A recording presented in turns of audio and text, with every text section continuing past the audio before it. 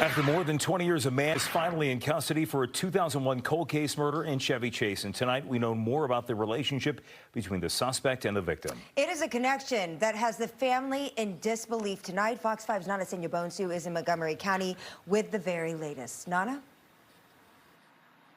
Jim and Angie, good evening. 23 years ago, Montgomery County police were called to a home here in Chevy Chase.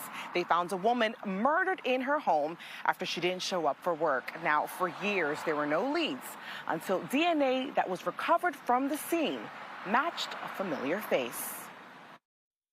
It's been a hell of a day. Lauren Prieur is still trying to process the man Montgomery County police say murdered her mother, Leslie Prieur, in May of 2001. 44-year-old Eugene Gligor. He was my ex-boyfriend. The two grew up in the same neighborhood. Lauren lived in Somerset and Eugene lived nearby in Kenwood. We started dating when I was 15.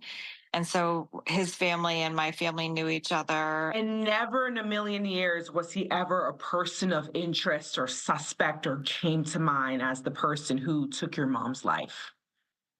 No, not at all. Gligor was arrested by U.S. Marshals on Tuesday and charged with first-degree murder. Assistant Chief Nicholas Augustine with the Montgomery County Police Department says advances in technology is what helped them find him after 23 years. Detectives were able to use blood recovered from the scene in 2001 and submit it to a lab in 2022. It's the forensic genealogy that had us get this case and be able to get a name or a DNA relationship to start to work with to try to link that to the victim. This work that Augustine describes as very tedious that requires dedication from detectives. We will go many years, whether it's 20 years or 40 years, to finding out the answers and holding people accountable and getting closure for violent incidents that occurred in the past. Since her mother's murder, Lauren tells me she bumped into Gligor a year ago at a restaurant in D.C. I've spoken to him. He didn't seem weird.